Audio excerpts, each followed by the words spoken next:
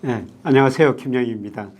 오늘 정말 좋은 책 한 권 저자께 소개드리고 싶습니다. 이 제목이 따라 돈 공부 절대 미루지 마라. 제가 이 책을 읽으면서 세계 추천사를 썼습니다만 따라가 아니라 아들아 해도 전혀 문제가 없을 것 같아요. 그래서 박소연 신영주권 이사인데요. 신영주권 박소연 이사 모시고 책 내용과 그다음에 나중에 박소영 신영주권 이사가 아주 뛰어난 통찰력을 가지고 계시기 때문에 최근 주식시장은 어떻게 되고 또 저 섹터별로 어떻게 될지 그런 말씀 한번 들어보겠습니다. 우선 귀한 시간 내주셔서 고맙습니다. 네, 안녕하세요. 네. 우선 자기소개 좀 해주시죠. 네. 저는 신영증권 리서치센터에서 투자 전략을 담당하고 있고요. 저희 김영희 교수님은 저한테 굉장히 귀한 은사십니다. 아마 아시는 분은 아시겠지만 제가 그 증권사 커리어를 대신증권 리서치센터에서 시작을 했는데요. 그때 제가 리서치센터 막내로 이제 RA로 일하고 있을 때 당시 센터장님께서 저희 교수님이셨습니다. 근데 이제 그때 제가 굉장히 좀 당돌하게도 회사 업무에 지장을 안 주면 제가 대학원을 다녀도 되지 않을까요? 허락해 주십시오 하고서 제가 센터장실에 제가 문을 박차고 들어갔었는데 사람은 누구나 공부 열심히 해야 된다고 하면서 다녀오라고 그때 허락을 해 주셨었어요. 그래서 사실 제가 굉장히 어렵지만 대학원이라는 것들을 시작을 하게 됐었는데 그때 사실 저 격려해 주시고 또 응원해 주셨던 분이 저희 김용희 교수님이라서 저는 평생의 은인으로 제가 모시고 있습니다. 은희는 하여튼 제가 그때 신입사원 때 딱 보니까 아마 언론사에 근무하다가 오셨었죠? 네. 딱 이대리에서 보니까 한 1년 정도. 네. 미래가 굉장히 밝게 보였었어요. 감사합니다. 지금 이 책을 제가 읽어보면서 처음에 어머니 말씀을 쭉 하시면서 좀 가슴이 뭉클했어요. 네. 그런 거 이야기하면서 딸한테 여러 가지 부탁을 한 이야기 들었는데 딸이 소설을 쓰겠다고 그랬는데 지금 어떻습니까? 네. 아직까지도 그 꿈은 버리지 않았더라고요. 근데 사실 이게 이제 고등학교 1학년이기 때문에 한참 공부할 나이인데 이제 소설 쓰겠다라고 하는 얘기가 사실 좀 얼토당토않게 들려질 때도 있고 근데 제가 그 얘기를 듣고서 혼자 저녁에 맥주 마시면서 가만 생각을 한번 해봤어요. 근데 제가 입사할 때가 생각이 나더라고요.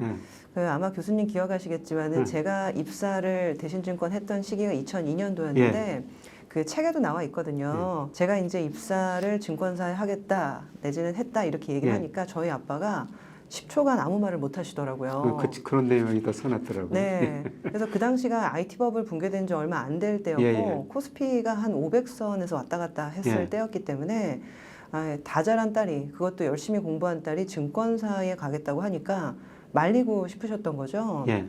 근데 사실 굉장히 특이하게도 그때 아무도 들어가지 않으려고 했던 증권사에 제가 들어간 이후로 코스피가 500에서 1000을 넘어서 2000을 가게 되고요. 그리고 지금 현재 3000까지 최근에 갔었지 않습니까? 그렇죠. 그러니까 어찌 보면 제가 업황 바닥에 들어왔던 거였어요. 그러니까 제가 이제 그걸 생각하면서 하고 싶은 일을 하다 보면 좋은 사이클을 분명히 만나게 되더라고요.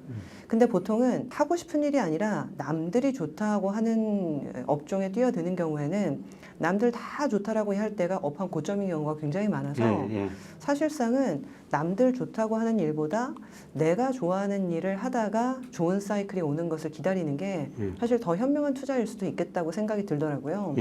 그래서 사실 어렸을 때랑 굉장히 달라진 게 최근에는 이제 글을 쓰다 보면 웹툰 작가로 대성하는 경우도 있고요.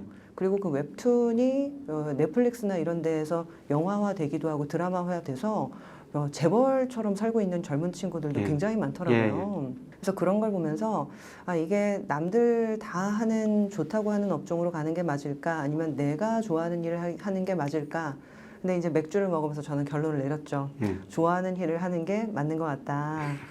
그래서 이번 책에는 사실은 투자나 경제에 대한 내용도 있는데요. 제가 살면서 제 딸한테 해주고 싶었던 인생에 대한 조언 이런 것들도 담겨 있어서 좀 부담 없이 읽으실 수 있을 것 같습니다. 읽으면서 참 인생의 철학도 많이 담겨 있다. 그런 생각이 들었었어요. 그런데 책을 쓴 동기 이야기했지만 이거 서문에 돈을 좀 이야기했어요. 서문에 보면 돈이 있다고 해서 반드시 행복한 것은 아니지만은 돈이 없으면 행복할 권리조차 주장하기 힘들어진 경우가 많았단다. 딸한테 이런 이야기를 하고 있거든요. 그래서 돈의 정의를 한번 다시 한번. 이게 돈이라는 거는 결국에는 자본주의 사회에서 살아가기 위해서 네. 재화와 서비스를 이제 구매하는 하나의 수단이잖아요. 그래서 어찌 보면 사실 돈은 수단이라고 생각을 하고 중고등학교 때도 배우고 대학교 때도 돈은 중요치 않다. 열심히 살면 돈은 따라온다. 예. 다들 그렇게 얘기는 하시거든요. 근데 이번에 제가 버크셔 해서웨이 주주총회 5월 초에 제가 다녀왔었습니다. 갔다 오셨군요. 미국에요. 예. 근데 제가 약간 좀 놀랐던 게 뭐냐면 그 버크셔 해서웨이 주주총회에서 오전 오후 직접 한 60개의 질문을 소화를 하더라고요. 찰리 먼거랑 워렌 버핏이. 근데 그 60개의 질문 중에서 한 3, 4개 정도의 질문은 매년 반드시 미성년자한테 배당을 한다라는 규칙이 있대요.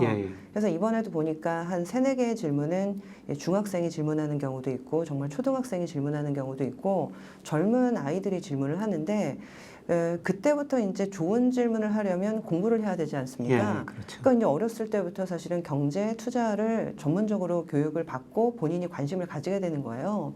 근데 이제 우리나라 같은 경우에는 사실 저도 마찬가지였지만은 대학교 때까지는 소비의 관점에서 어떻게 아껴 쓰느냐를 중점적으로만 교육을 받고요. 그런데 투자를 본격적으로 하는 것은 사실 사회생활에서 월급을 받으면서 한 30 정도가 돼서야 보통 투자에 많이 관심을 가지게 됩니다. 근데 이게 좀 저는 안타깝더라고요. 그러니까 왜냐하면 조금 더 빨리 이 돈이나 내지는 투자에 대한 개념을 알았더라고 한다면 실패도 일찍 하면 사실은 이 실패에서 얻어지는 교훈이라는 것들이 있는데 빨리 그런 부분들을 흡수하고 다시 시도를 해볼 수가 있는 시간이라는 것들이 있거든요. 근데 이제 너무 늦게 시작하게 되면 남은 시간이 없다라는 것 때문에 더 초조하게 되고 그러다 보면 사실 남들 다 좋다는 거 덥석 그냥 집어 사게 되고 이런 경우가 굉장히 많은데 그래서 이 돈이라는 것이 사실 자본주의라는 사회에서 살아가려면 정말 없어서는 안 될 굉장히 좀 중요한 수단인데 우리가 알게 모르게 이게 동양 유교문화권에 살다 보니까 이 돈이라는 것들을 중요치 않다라고 좀 무시하고 살지는 않았나 이런 생각이 그렇죠. 많이 들더라고요. 그래서 이제 그런 부분들이 좀 생각이 나서 한번 써봤던 부분입니다. 뭐 저는 나름대로 뭐 돈에 대해서 생각하면서 돈이라는 하고 싶은 일을 하고 싶을 때 하게 만드는 게 돈이 아닌가 그런 식으로 늘 돈을 한번 생각해 봤어요. 사실 그 딸이고 소설 쓰겠다는 뭐 이런 이야기를 했다고 그래가지고 제 어린 시절 생각나네요. 제가 저 대학 들어갈 때 저도 좀 문학을 공부하고 싶다고 해가지고 영문학이나 국문학과 선택하려고 그랬더니 저희 좀 매형이 야, 너 그거 하면은 밥 먹고 살기 힘들어. 그래서 상대가를 아주 상대가 왔는데요. 그래서 어떻든 그 돈을 알게 됐습니다. 근데 어떻든 뭐 박 이사가 말한 것처럼 돈은 굉장히 중요하다는 생각이 들고요. 그다음에 이 책이 저 6개 장으로 돼 있죠. 근데 1장이 돈 공부 절대 미루지 마라. 이거로부터 시작하거든요. 네네. 그래서 저 아인슈타인 이야기도 하죠. 세계의 8대 불가사의 중 마지막은 복리다. 복리를 이해하는 자는 돈을 벌겠지만 그렇지 못하는 자는 대래 빼앗길 것이다. 네, 맞습니다. 여기서 이제 치리법칙 이야기했잖아요. 네네네. 저도 가끔 치리법칙을 이야기하는데 혹시라도 치리법칙 지금 시청자들이 조금 더 이해하기 쉽기 위해서 왜 치리법칙을 알아야고 우리가 돈 빨리 투자를 해야 되는지. 그러니까 이게 사실 이 72의 법칙이라는 게 이제 복리의 법칙인데 쉽게 설명을 드리겠습니다.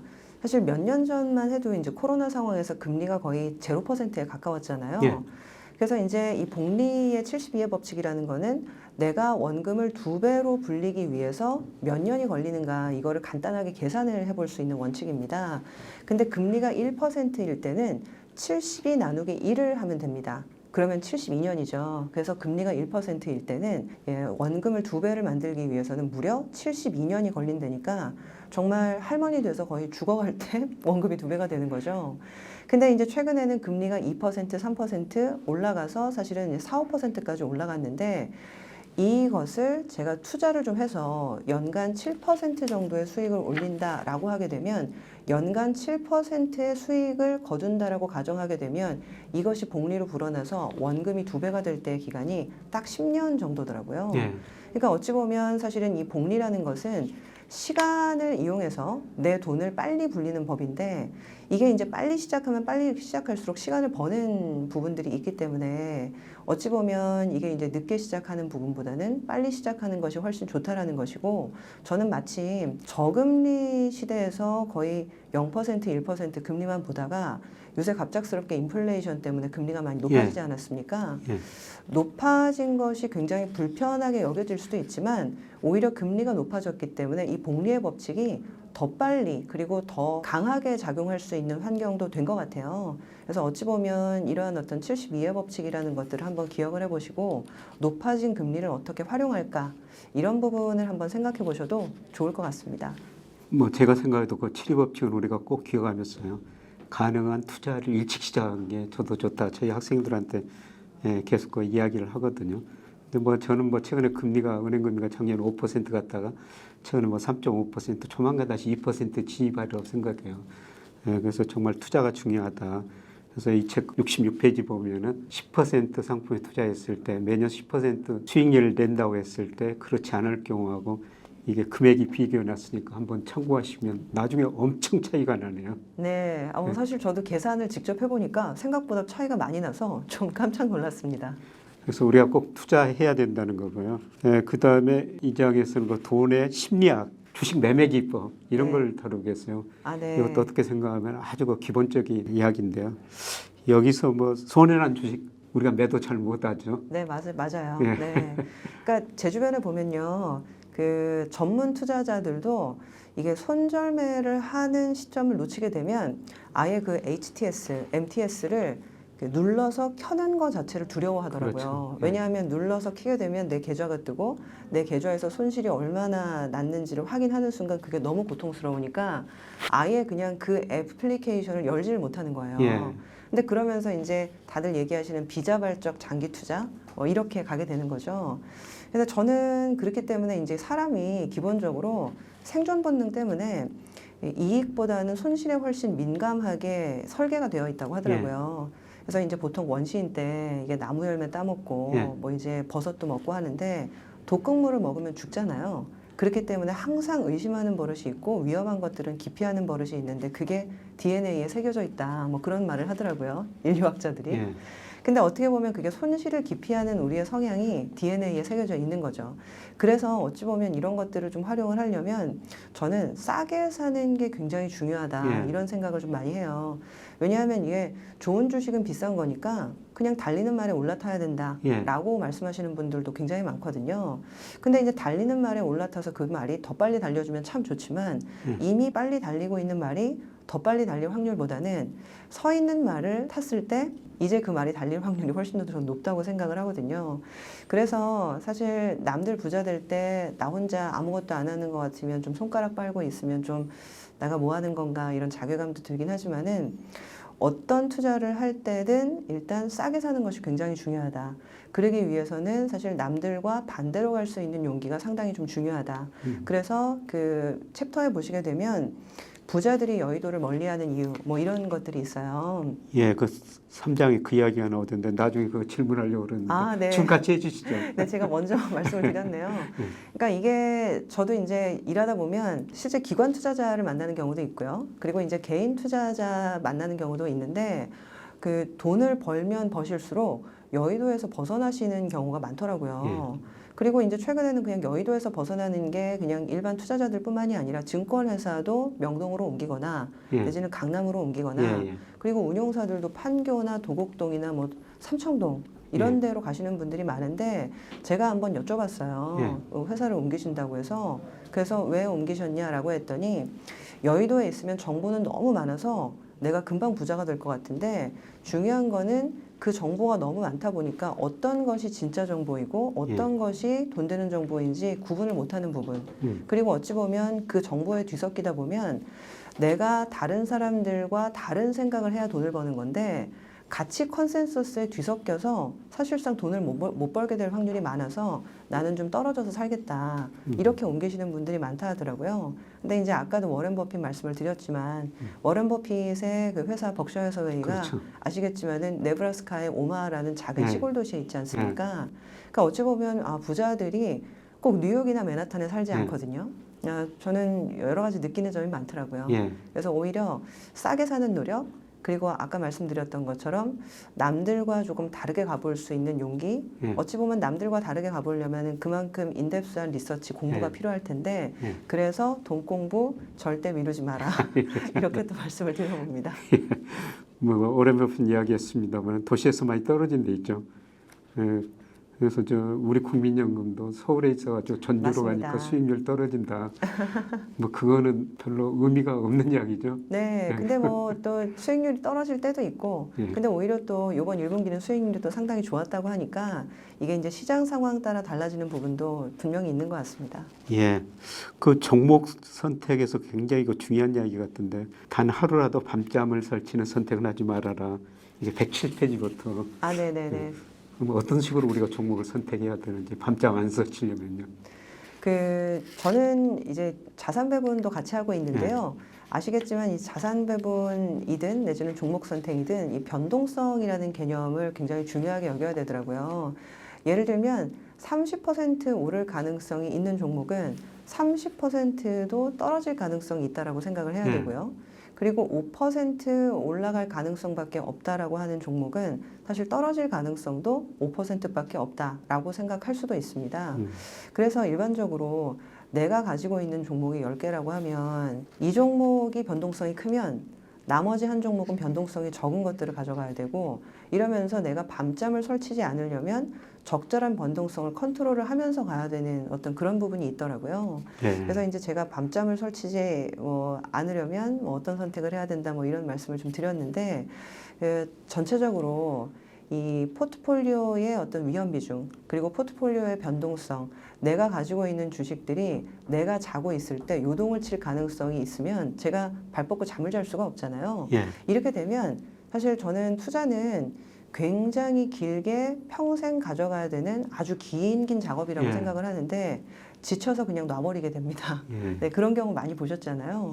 그래서 저는 굉장히 이제 긴 여정이라고 생각을 하게 되면 편안하고 오래 갈 수 있고 긴 어떤 장기 지속 가능한 투자를 조금 하시기 위해서라도 편안하게 잠을 주무실 수 있는 종목 선택을 하셨으면 좋겠다. 그렇게 말씀을 많이 드립니다. 자, 뭐 실전 투자 원칙에서 지금 고객들한테도 자산 배분 해드릴 거 아니에요. 네네. 네, 이럴 때 뭐 거시경제 변수도 좀 참고하시나요? 네, 저희가 일단 뭐 여러 가지 방법이 있는데 물가 지표랑 그다음에 경기 선행 지수 두 가지를 가지고 레이 달리오가 이제 많이 얘기했던 사분면 법칙. 이제 그거를 일단 1차적으로 많이 활용을 하고 있습니다. 그래서 이제 경기 선행 지수가 떨어지는 국면인지 오르는 국면인지 그리고 물가가 오르는 국면인지 떨어지는 국면인지 이거에 따라서 기본적으로 이제 자산의 선호도가 결정이 되니까 근데 최근 같은 경우는 작년에 물가가 많이 올랐지만 좀 떨어지는 국면이라서 사실 주식하기 아주 나쁜 국면은 아니었던 것 같고요. 근데 다만 이 물가가 이제 어디까지 떨어질 것인지 뭐 약간 이런 부분 때문에 저희도 지금 고민을 많이 하고 있죠. 네. 지금 어떤 식으로 자산 배분을 권유하고 계시죠? 저희 지금 자산 배분은요, 저희 신영증권은 사실 과거랑은 가장 달라진 점이 금리가 한 1%대였던 시기에서 요새는 이제 3%, 한 4%대로 약간 이제 이 크레딧 금리 내지는 채권 금리가 많이 올라가지 않았습니까? 그래서 제가 실제로 손님들 만나보면요, 금리가 3, 4%인데 굳이 무리해서 주식을 하고 싶지 않다. 그래서 예전에는 정말 주식 안 하면 정말 돈을 굴릴 방법이 없다 보니까 어쩔 수 없이 주식을 할 수밖에 없었는데 요새는 조금 소극적으로 변하게 된다 이렇게 말씀을 하시더라고요. 그래서 저희는 일단 이 채권이라는 이 금리 자체가 과거보다 상당히 많이 올라왔기 때문에 이 부분을 잘 활용하시면 좋겠다 그런 말씀을 좀 많이 드리고 있고요. 제가 오늘 버핏 이야기를 상당히 많이 하는데 이번에 워렌 버핏 주총에 갔더니 버핏이 그런 얘기를 하더라고요. 우리나라는 3.5%에서 기준금리가 멈췄지만 미국은 지금 5.25까지 올라갔지 않았습니까? 그래서 이제 단기 국채만 잘 사도 5%대 금리가 따박따박 이자랑 같이 나오는데 굳이 불확실성이 많은 상황에서 무리할 필요가 없을 것 같다. 그래서 안전하게 안전 마진을 찾아서 운용하겠다 이렇게 얘기를 했었는데 저는 지금 이 시점에서 이런 워렌 버핏의 말을 좀 새겨들을 필요도 있을 것 같아요. 그래서 지금 이제 곧 경기 선행 지수가 좀 반등을 할 거고 주식이 좋아지긴 하겠지만 금리라는 허들 자체가 과거보다 상당히 높아진 상황이면 과거와 똑같이 궤적이 움직일 수는 없을 거다. 그래서 이제 채권에 대한 어떤 관심들이 뭐 반드시 필요한 시점이라고 저는 좀 보고 있고요. 그래서 과거와는 달리 리테일 고객들의 어떤 채권에 대한 관심 필요한 국면이다라고 판단을 하고 있습니다. 그래서 저희는 지금 과거보다는 좀 채권의 비중을 좀 늘려가져가시자 이렇게 말씀을 좀 드리고 있고요.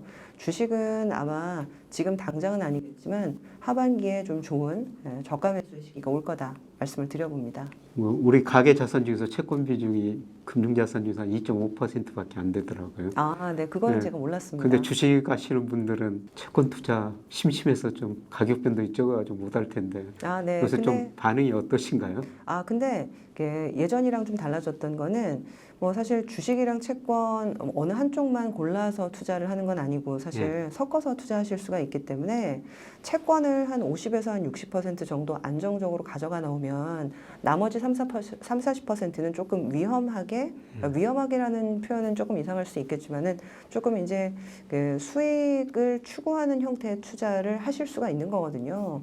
그래서 이제 채권이라는 어떤 3, 4%의 확정적인 금리를 받을 수 있는 인컴 자산에 투자를 하시게 되면 나머지에 대해서는 조금 더 위험 추구를 하셔도 되는 방향으로 갈 수가 있기 때문에 과거와는 좀 달라진 부분이 있는 것 같습니다. 예전에 이제 금리가 1% 내지는 0%였을 때는 주식 내에서 모든 대안들을 찾아야 되기 때문에 어쩔 수 없이 위험 추구를 많이 하게 될 수밖에 없는 상황이었거든요. 근데 지금은 사실 그렇지는 않다.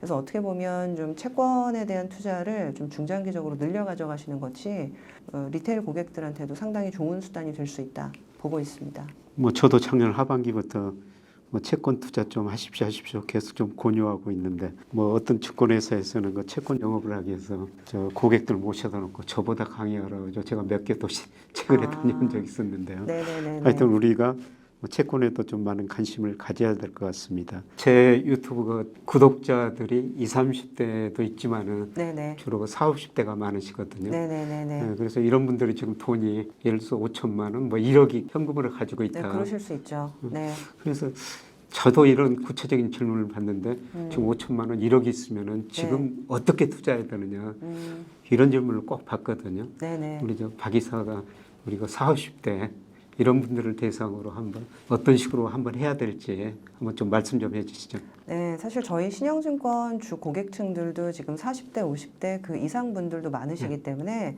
제가 자산 배분을 하면서도 그런 질문을 많이 받는데 일반적으로는 한 60% 이상은 이 채권 관련된 자산에 투자하시는 경우가 굉장히 좀 많은 것 같습니다. 여러 가지 이유가 있지만은 이제 불안한 내지는 돈을 잃지 않는 선택을 하기 위해서는 안정적인 캐시플로우가 나오는 것들이 굉장히 중요한데 일단은 채권을 가지고 있으면은 3개월, 6개월에 한 번씩 이자가 지급이 되고 그리고 이 지급되는 이자로 생활을 하실 수도 있고 추가 투자를 고민하실 수도 있기 때문에 일단은 현금 흐름이 나오는 인컴 자산 그 중에 하나로 채권을 활용하시는 게 저는 굉장히 좋은 부분인 것 같아요. 근데 이제 나머지 한 40%를 어떻게 배분할까 이런 부분이 좀 고민이실 텐데 저는 한 절반 정도 그러니까 전체 자산의 한 20%는요 달러 자산으로 운용을 해보시면 어떤가라는 생각을 좀 하고 있습니다. 저는 왜 그렇게 생각을 했냐면 최근 이제 무역 수지 한 달마다 나오는 것들을 보면 예전과는 굉장히 다르게 1년 이상 우리나라가 무역 적자를 보는 구도가 계속 지속이 되고 있습니다. 그리고 이제 코로나가 끝나다 보니까 사람들이 여행을 많이 가다 보니까 여행 수지도 계속적으로 적자가 많이 나고 있거든요. 그러니까 이런 상황에서 예전에는 분명히 환율이 1,100원에서 1,200원에서 움직였었는데 이제는 사실 1,300원대에서 잘 안 떨어지는 상황들이 오래 지속이 되면서 달러를 가지고 있는 것이 사실상 자산을 좀 해지하는 역할을 분명히 하게 되거든요. 그러다 보니까 이제 주식을 사더라도 어찌 보면 미국 주식 내지는 이제 일본 주식을 사실 수도 있고 유럽 주식을 사실 수도 있는데 결국에는 외화 자산으로 주식 투자를 하게 되면 시장이 불안할 때도 이 달러가 올라가면서 해지 역할을 해줄 수가 있기 때문에 한 20%는 해외 주식을 가져가시라고 말씀을 좀 드리고 있거든요. 그리고 이제 나머지 20%는 국내 주식인데 어떤 종목을 고르냐가 굉장히 좀 중요하고 올해 같은 경우에는 2차 전지 그리고 반도체 근데 그 이외의 종목은 사실 굉장히 좀 어려웠거든요. 근데 저는 앞으로도 사실 주도주군은 크게 변하지 않을 것이다라고 저는 보고 있는데 지금 시대 정신이 미중 갈등은 굉장히 오래 갈 거다 이렇게 생각을 하고 있고 그러다 보니까 중국에 공장을 두고 거기에서 생산해서 미국으로 수출하던 그 패러다임이 깨져나가고 있거든요. 그러다 보니까 글로벌 전체적으로 늘어나고 있는 거는 유일하게 제조업 투자 하나밖에 없습니다. 그래서 그 제조업 투자라는 게 미국에 공장 짓고 사실 IRA가 뭐 작년부터 굉장히 화두인데 인플레이션 감축법이라는 것 자체가 미국에 공장을 지어서 생산을 늘려서 그걸로 인플레를 잡겠다라는 것이기 때문에 결국에는 앞으로도 계속적인 투자는 이러한 어떤 이 캐펙스, 이 기업 제조업 투자에서 나올 수밖에는 저는 없다라고 생각을 하고 있거든요. 그래서 이제 기업 관련된 종목을 선택을 하실 때도 소비재, 그러니까 화장품이라든가 일반 유통이라든가 이런 기업들보다는 이런 기업 투자와 관련된 종목들을 계속적으로 관심을 두시면 좋을 것 같다 말씀을 드려봅니다. 아까 저 시황 말씀드리다가 좀 중단했었습니다만 우리가 신영증권 공식 견해도 좋고 그다음에 개인적인 견해도 좋은데요. 우리 코스피가 연초에 2180까지 떨어졌다 지금 2600 근처 왔는데 앞으로 주가 어떻게 올 하반기 내년쯤 네. 어떻게 우리 신영증권에서는 보고 계시는지 궁금해서요. 네. 일단은 저희는 사실 지금 아주 강세론으로 보고 있는 건 아닙니다. 그 여러 가지 문제는 있는데 지금 반도체 경기는 이 챗 GPT의 출시로 인해서 이 AI 관련된 투자 사이클이 나오면서 굉장히 좋아질 거란 얘기를 많이 하잖아요. 그래서 저도 반도체는 정말 좋아질 것 같다라는 생각을 했는데 바로 어제 5월 수출 동향이 산업통상자원부에서 나왔는데 정말 놀란 게 여전히 수출이 10%대 중반 감소율을 기록을 하고 있고 그리고 보통은 뭐 교수님도 잘 아시겠지만은 이렇게 따뜻해지면 무역 적자가 잘 안 나거든요. 왜냐하면 이제 뭐 에너지나 이런 것들 수입을 잘 안 하기 때문에 보통은 이렇게 따뜻해지면 무역 흑자로 반전을 해야 되는데 또 20억 달러 정도 적자가 났더라고요. 상황이 이렇게 되면 사실은 특정 섹터의 경기가 아무리 좋다고 하더라도 이게 이제 안 좋아지는 섹터들이 발목을 잡고 경기를 끌어내릴 수도 있는데 사실 지금은 이런 부분들이 좀 걱정이 되는 상황이다라고 저는 말씀을 드리고 있습니다. 그래서 일단 이 좋은 섹터를 산다 하더라도 좀 더 싸게 살 수 있는 기회가 있지 않을까라는 생각들을 좀 하고 있고요. 그래서 이제 상반기는 금리가 지나치게 많이 올랐다가 안정화되는 과정에서 랠리가 있었는데 하반기 같은 경우에는 이제 중국 리오프닝의 효과도 사실상은 좀 없어지는 부분이 있고 그래서 어찌 보면 좋을 것 같지만 의외로 많이 못 오를 수 있는 상황도 좀 있는 게 아닌가. 그래서 약간의 이제 경계적인 관점으로 접근을 하고 있고요. 네. 그렇게 하반기를 지내고 나면 오히려 2024년도부터는 좀 좋은 사이클이 오지 않을까 생각을 좀 하고 있습니다. 저도 뭐 산업활동 그 4월 거 보니까 우리나라 그 재고일 지수, 재고 출하 비율이 97년, 98년 외환위기 때보다 더 높더라고요.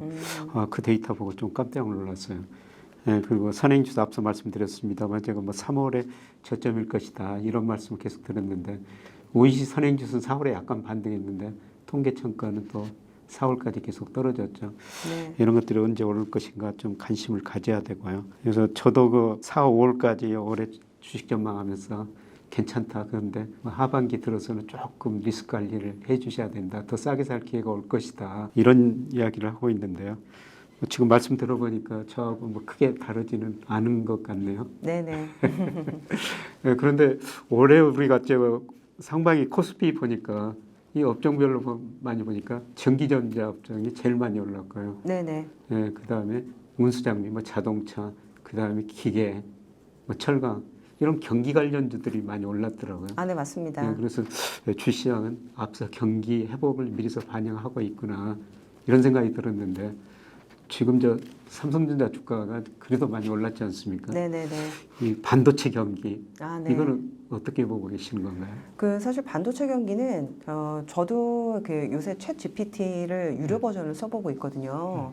근데 이 챗 GPT 유료 버전을 써보니까 그 외신에서 그런 얘기 하더라고요. 챗 GPT는 제2의 아이폰 모멘트다라고 해서 이 아이폰이 출시됐을 때 어떤 그 충격파와 거의 버금갈 거다 그런 얘기를 하더라고요.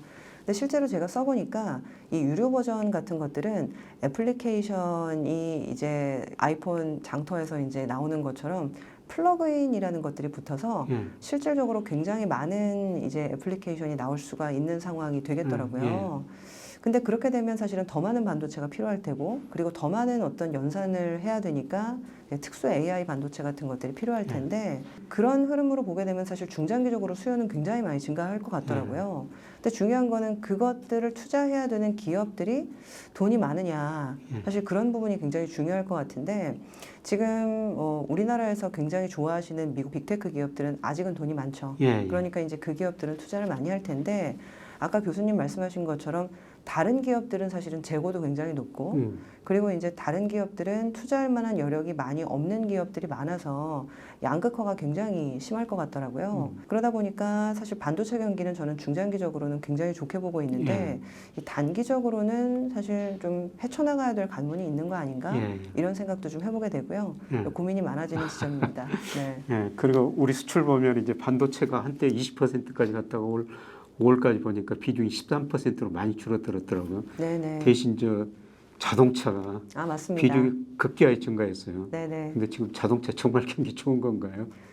근데 저희 지금 자동차 담당 애널리스트한테 물어보니까 일단은 환율이 생각보다 좋아서 이 환 효과를 보는 부분이 하나가 있고, 그리고 예전에 우리나라 이제 현대기아차 같은 경우에는 SUV나 그리고 이제 전기차에 대한 신규 모델 출하 비중이 생각보다 좀 적었는데, 작년부터 이것들을 적극적으로 대응하기 시작하면서 시장 점유율을 조금 가져오고 있는 상황이다라고 얘기는 하더라고요. 그래서 이게 어찌 보면은 글로벌 경기에 대한 부분이라고 하기보다는 현대기아차가 그동안 이제 놓쳤었던 마켓 쉐어를 잘 대응하는 과정에서 나타난, 어떻게 보면 좀 기업의 어떤 특정적인 이슈인 측면도 있더라고요. 그래서 제가 실제로 찾아보니까 현대기아차 말고 일본의 어떤 도요타, 그리고 이제 뭐 독일의 이제 다른 메이커들, 주가가 현대기아차만큼 다 좋지는 않더라고요. 그래서 이게 만약에라도 정말 글로벌 경기가 좋아지면서 자동차 수요가 좋아지는 거면 다 같이 주가가 올랐을 텐데, 꼭 그렇지만은 않아서 이게 우리 기업들이 좀 특정적으로 잘하고 또 이제 원화가 약세라서 그랬던 측면도 있겠구나라는 생각도 한번 해봤습니다. 근데 그 산업활동 동향 보니까 자동차도 작년 동월에 비해서는 재고가 좀 늘어나고 있더라고요.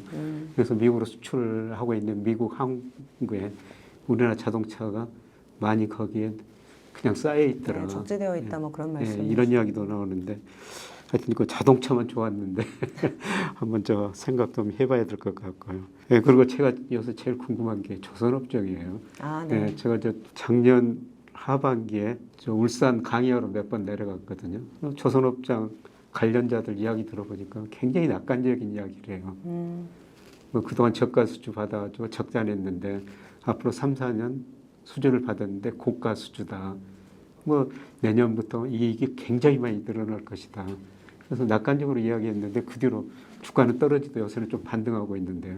그 조선업종에 대해서는 우리 신영증권은 어떻게 생각하는지 모르겠어요. 저희는 사실 조선업종이 신영증권의 좀 대표 탑픽 중에 하나이고요. 사실 굉장히 긍정적으로 봅니다.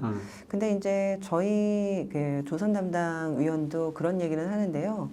굉장히 지금 업황은 좋아지고 있고, 말씀하신 대로 이제 저가 주수가 끝나서 이제 가격이 이제 비싼 선종들을 지금 본격적으로 이제 생산을 해내는 시점인데, 약간 단기적으로 약간 좀 문제가 되는 것들은 인건비, 그리고 비용 측면인 것 같더라고요. 결국에는 이제 인건비가 올라가다 보니까 사실 조선은 이게 아시겠지만 노동 집약적인 산업 중에 하나이기 때문에 자동차처럼 자동화를 하거나 내지는 이제 로봇을 도입해서 공정을 이제 뭐 로봇들이 하기는 굉장히 어려운 측면들이 있기 때문에 이 인건비에 대한 부분들, 그리고 지금은 금속 가격 내지는 원유 가격, 이런 원자재 가격들이 많이 빠졌는데, 원자재 가격들이 다시 올라가게 되면 이 부분들이 좀 리스크가 될 가능성은 좀 있겠더라고요. 근데 그래도 이러한 어떤 좀 부정적인 변수들을 좀 넘어서는 인플레이션 때문에 이제 가격이 올라가는 효과는 분명히 좀 있을 거기 때문에 저희는 사실 중장기적으로는 조선업종 상당히 좋게 보고 있습니다. 그렇습니까? 네네. 울산 거기 가보니까 역시 그 인건비, 인력난, 이거는 심각하다고 이야기하더라고요. 네네. 아무리 광고를 내도 사람들이 안 온대요. 그래서 어떤 조선업종 그 현장 담당자가 하시는 이야기가, 사람들이 울산으로 안 오고 평택으로 간다. 평택에 삼성전자가 있다는 겁니다.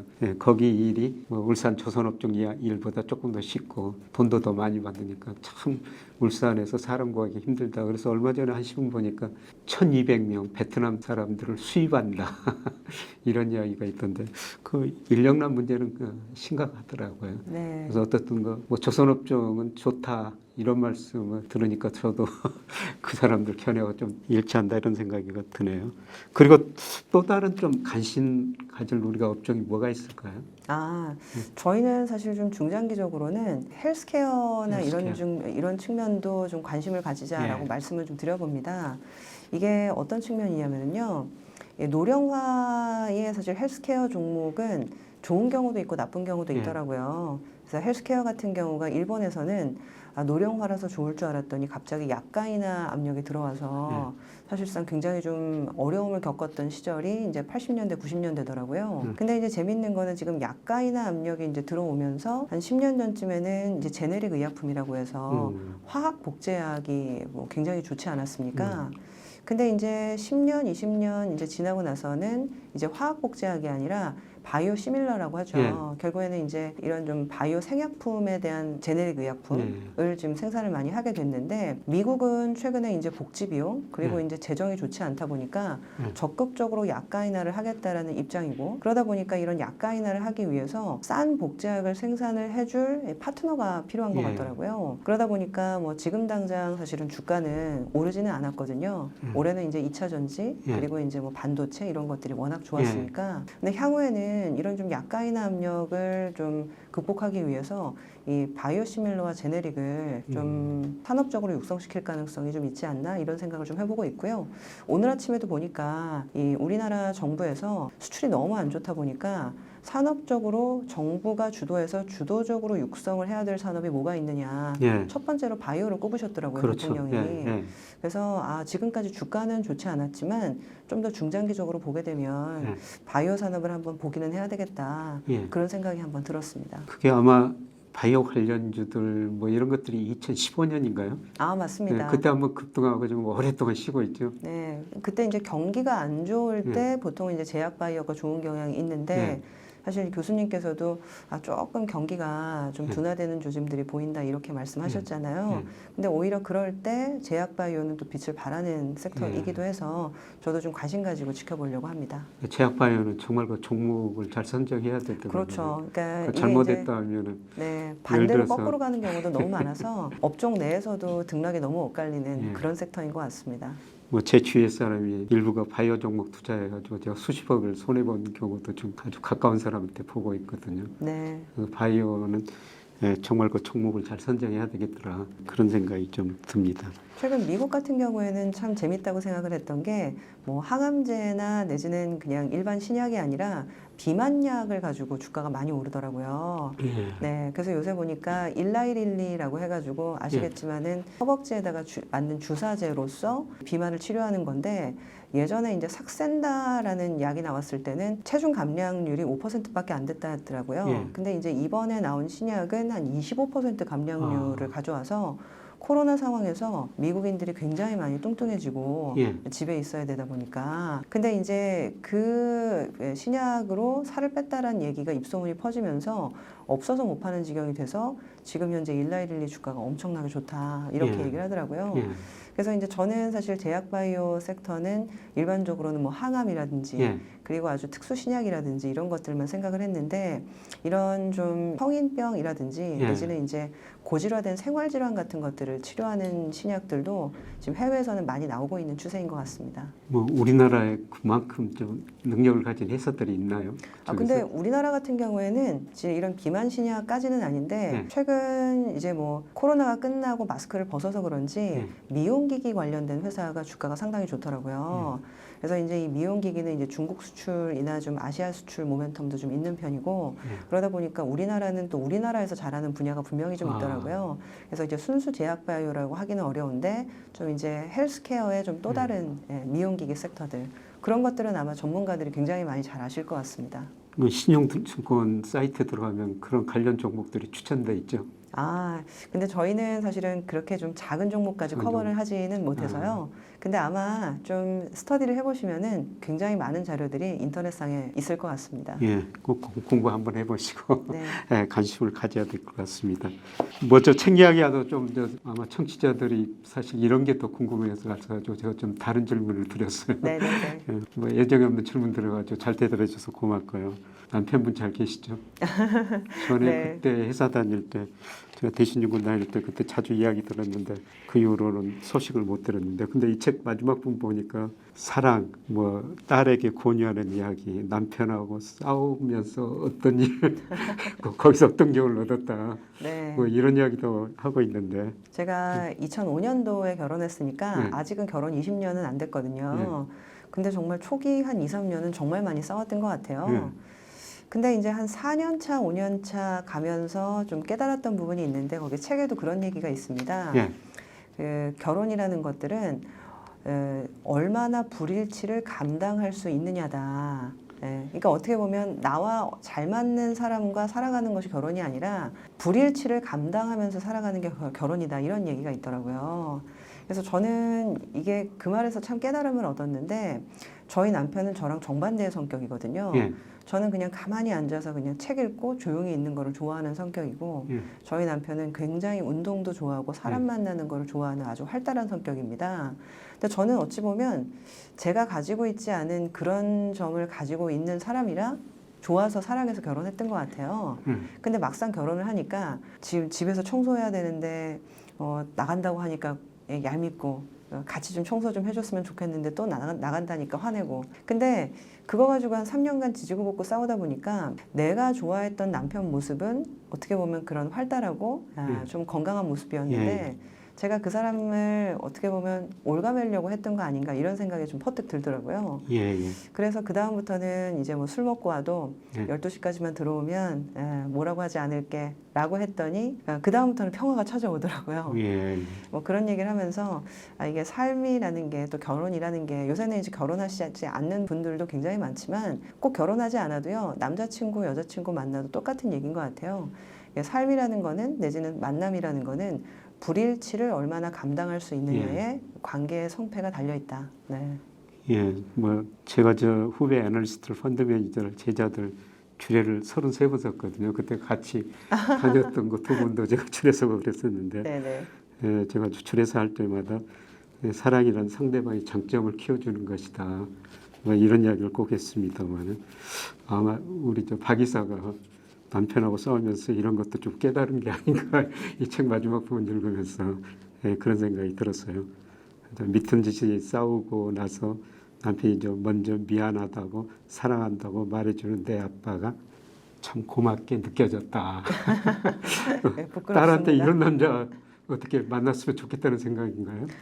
이런 남자 만나면 참 좋겠지만은 네, 뭐 아직까지는 공부를 열심히 해야 되는 고등학교 1학년이기 때문에 오늘도 열심히 가서 학원에 숙제를 하라라고 얘기하고 있습니다. 그 남편한테 우리 저 박 이사 제가 신입사원 때부터 봤었습니다. 이렇게 크게 성장해주고 하면 남편의 큰 기여가 있었을 것 같아요. 네, 지금도 교수님 말씀 많이 고맙다고 합니다. 전해주세요. 네, 오늘도 만나뵈러 간다고 제가 얘기했더니 안부 전해달라고 꼭 얘기했습니다. 나중에 한번 같이 뵙기로 하죠. 끝으로 혹시 투자자들한테 좀 드리고 싶은 말씀.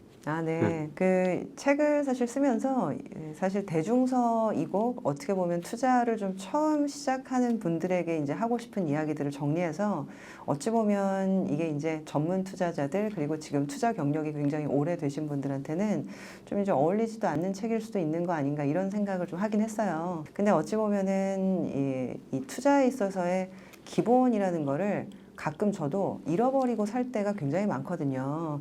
처음에 이제 가졌었던 마인드, 그리고 처음 시작했을 때 어떤 좀 초심, 이런 것들을 잃지 않는 것이 굉장히 중요한데, 사실 하다 보면 저도 깜빡깜빡 잊어먹고 살거든요. 그래서 이제, 내가 예전에 그랬었지, 이런 생각을 한 번쯤 해보실 때 넘겨보셔도 좋은 책일 것 같다. 그런 말씀 한번 드려봅니다. 뭐 따라 통공부 절대 미루지 말라. 제가 저 추천사를 써냈는데요. 자고남이 흔들리는 주식시장 때문에 불안한 수많은 딸들에게 이 책은 든든한 버팀목이 되어줄 것이 분명하다. 제가 이런 식으로 추천자를 썼습니다만 수많은 딸들이 아니라 아들들한테도 이 책 꼭 한번 저 일독을 권유합니다. 이 책 보면 우리가 주식시장에서 기본을 알 수가 있고요. 또 어떤 식으로 또 종목을 선정하고 미래를 어떻게 대비할 것인가.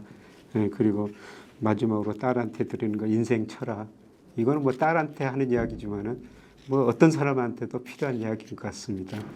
그래서 뭐 이 책 꼭 한번 읽어보시고요. 저도 이 책 좀 나오기 전에도 읽어보면서 꼭 한번 누구야한테 추천해 드리고 싶다. 이런 의미에서 오늘 박수전 이사를 모셨습니다. 귀한 시간 내서 고맙습니다. 감사합니다. 고맙습니다.